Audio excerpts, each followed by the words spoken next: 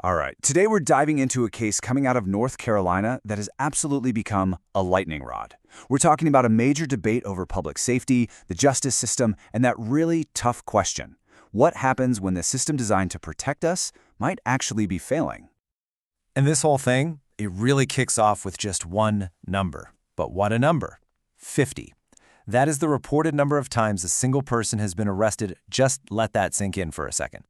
And yet, that number leads directly to the question that you're probably asking yourself right now, and it's the same one that law enforcement, local commentators, and frankly, a lot of residents are asking. How is this even possible?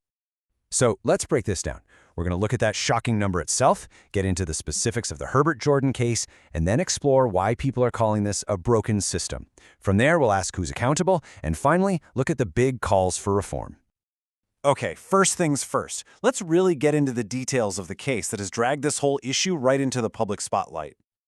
So, here are the basics, based on law enforcement reports and news commentary. We're talking about Herbert Jordan in Charlotte, North Carolina. His latest arrest was in mid-October 2025, and this isn't just a one-off thing. It's described as part of a really long, disturbing pattern of repeat offenses. The allegations over time are serious. We're talking about assaulting women, assaulting a police officer, and domestic violence charges. Now, it's really important to say this is still a developing story, and we're waiting on more official details. But you know what? The intense debate happening online and with policymakers, it's not really about this one latest arrest. It's about the staggering number of arrests that reportedly came before it. And that's why this has just exploded. According to commentators, this one case is being held up as a perfect and pretty scary example of a much bigger, systemic problem.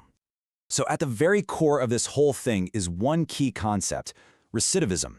It's a technical-sounding word, but all it means is the tendency for a convicted criminal to reoffend over and over again, and in this case, we're talking about an alleged cycle of reoffense happening 50 times. You can imagine the reaction to this has been, well, pretty strong. Regional news sources have used some really blunt language describing the idea of one person racking up 50 arrests without any effective intervention as, and I'm quoting here, ridiculous to comprehend. And the sources are really clear on this point. This isn't just a mistake or a one-time slip-up. No.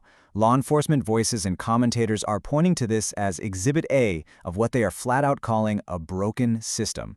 A system they say is failing because its bail and release policies keep putting known, allegedly violent people right back on the streets before they even go to trial. Okay, so that leads to the million-dollar question, right?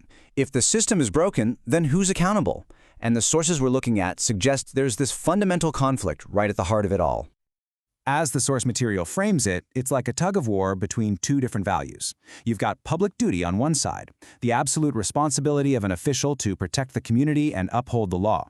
But on the other side, you have private compassion, personal sympathy for an offender. The argument being made is that while compassion is great, it's a private feeling. It cannot get in the way of a public official's number one job. So if you follow that logic, the commentary gets very direct. It argues that the accountability for this kind of revolving door situation has to land squarely on the officials, the judges or the bail officers who are making the decision to grant release again and again. And this criticism builds to what the source calls a really dangerous, disturbing gap between the people making these decisions and the public they're supposed to be serving. So here's the argument being put forward. The decision makers, the judges and other officials, they often work from a position of safety. They live in secure neighborhoods, they work in secure government buildings, basically shielded from the real-world consequences of their decisions. And then you contrast that with the reality for the general public. According to the source, they're the ones left completely exposed to the potential danger when someone with a long history of alleged violence is put back into their neighborhoods. And wow, this quote from the source material really sums up the sharpest point of the criticism. It says, "It is unacceptable that public safety is sacrificed so a public servant can feel good about themselves while the public suffers." That's a pretty scathing take. So after a critique like that, you probably won't be surprised to hear that the source material ends with a really urgent, no-holds-barred call for change. Critics of the current policies see this clear, frustrating cycle. Step 1. A violent offender gets arrested. Step 2. That offender is granted bail or release. Step 3. The offender allegedly commits another crime. And Step 4. Repeat. In this case, more than 50 times. The argument is simple. This isn't a justice system, it's a revolving door. And this is the source's powerful final word. It's basically a warning. It says that unless policymakers get serious and fix the rules that allow this cycle to just keep spinning, the justice system is failing at its most basic job, protecting the public. So, after looking at all of this, where does that leave us? What's the really crucial thing to take away from this whole situation? Well, in the end, the argument being made is that this isn't really just about one man, Herbert Jordan. His case is being held up as a critical test, a moment that's forcing a really hard look at whether the justice system, as it stands, is truly committed to public safety above all else. It's a tough one, right? With huge implications for communities and for how we think about justice. So what do you think? Where should we draw the line between an individual's rights and the safety of the public? We really want to know what you think, so drop your thoughts in the comments below. If you found this breakdown helpful, do us a favor and hit that like button, and definitely subscribe for more explainers on these complex topics. And hey, share this with your friends so we can keep this important conversation going.